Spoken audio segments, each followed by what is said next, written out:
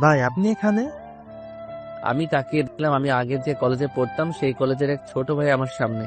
আমি তাকে চিনেও না চিনার ভান করে বললাম, কে ভাই আপনি? ছেলেটা বলল। ভাই আমি রিয়াজ, আপনি আমাকে চিনতে পারছেন না? আমি তাকে বললাম, আপনার কোথাও ভুল হচ্ছে। ছেলেটা আমাকে উঠিয়ে কিছু দূর নিয়ে গিয়ে বলল। ভাই আপনি এমন করছেন কেন? এবার আমি রিয়াজকে বললাম, তুই এখানে কি করিস? ভাই আমি আসলাম এই কলেজে আমার এক ভাইকে কারা যেন মেরেছে, তাদের সাথে দেখা করতে, আর এসে দেখি আপনি এখানে। তো ভাই আপনার এই অবস্থা কেন? তোকে পরে সব বুঝিয়ে বলবো। এখন তুই আমার আসল পরিচয় কাউকে বলবি না, প্লিজ আমাকে কথা দে। ভাই আপনাকে আমি বাঘের চেয়েও ভয় পাই, আর আপনার কথা আমি না রেখে পারবো নাকি? আপনি যা বলতে বলবেন আমি তাই করব। আচ্ছা, তাহলে আপাতত তুই এখান থেকে যা। কিন্তু ভাই আপনাকে এভাবে আমি একা রেখে চলে যাব? আর দেখে তো মনে হচ্ছে এরা সবাই আপনাকে দিয়ে অনেক মজা করছে। আপনি শুধু একবার বলুন, আমি সবাইকে মজা দেখিয়ে দিচ্ছি। না, তা আর করতে হবে না। আমি সবকিছু ছেড়ে দিয়েছি, আর এখন থেকে ভালো মতো চলবো। তাই যাই হোক না কেন, তুই আর এর মধ্যে জড়াবি না। আর এখান থেকে এখন চলে যা।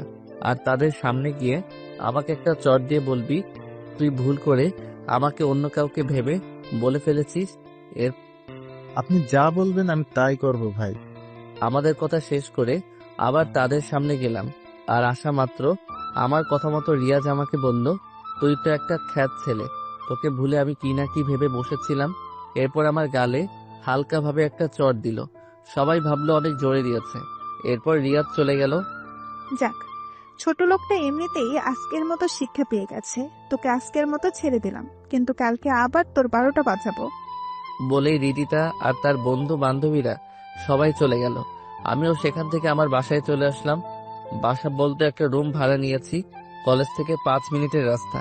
রুমে এসেই ভাবতে লাগলাম কি ছিলাম আর কি হয়ে গেলাম। আগের পুরনো কথাগুলো মনে পড়ে গেল, আর দুই চোখ দিয়ে পানি বের হতে লাগলো। বাবার সেই কথাগুলো এখনো কানের মধ্যে। তোর মতো খারাপ ছেলে আর আমি চাই না। আমার বাসা থেকে বের হয়ে যা। এমন নেশাখোর ছেলের আমার দরকার নেই। যা, আমাদের বাড়ি থেকে বের হয়ে যা। সেদিনের পর থেকে আমি বাড়ি থেকে বের হয়ে এখানে চলে এসেছি, আর মনে মনে প্রতিজ্ঞা করেছি নিজেকে পরিবর্তন করে ভালো ছেলে হয়ে এরপরে যাব, এর আগে না। হঠাৎ এগুলো ভাবছি আর পেটের মধ্যে ইঁদুর দৌড়াদৌড়ি শুরু করতে লাগলো। তাই আর কিছু না ভেবে সোজা চলে গেলাম খাবার রান্না করতে। রান্নাঘরে গিয়ে অনেক কষ্টে কিছু হালকা খাবার রান্না করে সেগুলো দিয়ে খেয়ে নিলাম। জীবনে কখনো যে ছেলে রেস্টুরেন্টের খাবার ছাড়া খেত না, সেই ছেলে আজকে ভাত রান্না করে খায়। এগুলো ভাবতেই অবাক লাগে। আসলে সময় মানুষকে অনেক কিছু শিখিয়ে দেয়। এরপর চলে গেলাম টিউশনিতে। অনেক কষ্টে এই টিউশনিটা পেয়েছিলাম, আর মাস শেষে যে টাকা পেতাম সেই টাকা দিয়ে নিজের সব খরচ জোগাতাম। এরপর বাসায় আসলাম আর পড়তে শুরু করলাম। তারপর রাত 10টায় বাহির থেকে আনা কিছু খাবার ছিল। আমি নিজেকে প্রমাণ করে দেখাবো যে আমিও চাইলে ভালো ছেলে হয়ে দেখাতে পারি।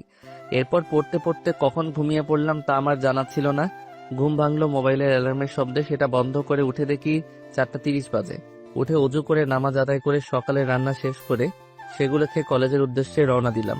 কলেজের সামনে আসতে দেখলাম রিদিতা আর তার বন্ধুরা আমার দিকেই চেয়ে আছে। একটু পর আমাকে রিদিতা তার সামনে ডাক দিল।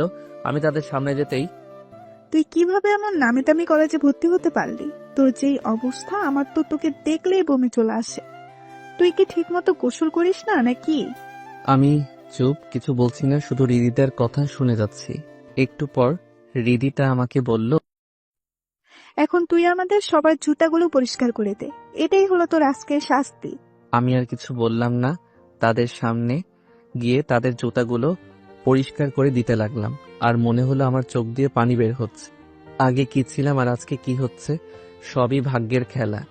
আমি সবার জুতাগুলো পরিষ্কার করার সময় ভুল করে হৃদিতার পায়ে আমার হাত লেগে যায়। আর তাতে হৃদিতা আমাকে একটা লাফ আর বলতে লাগলো, তোর সাহস কি করে হয়, ছোট লোকের বাচ্চা, আমাকে স্পর্শ করিস?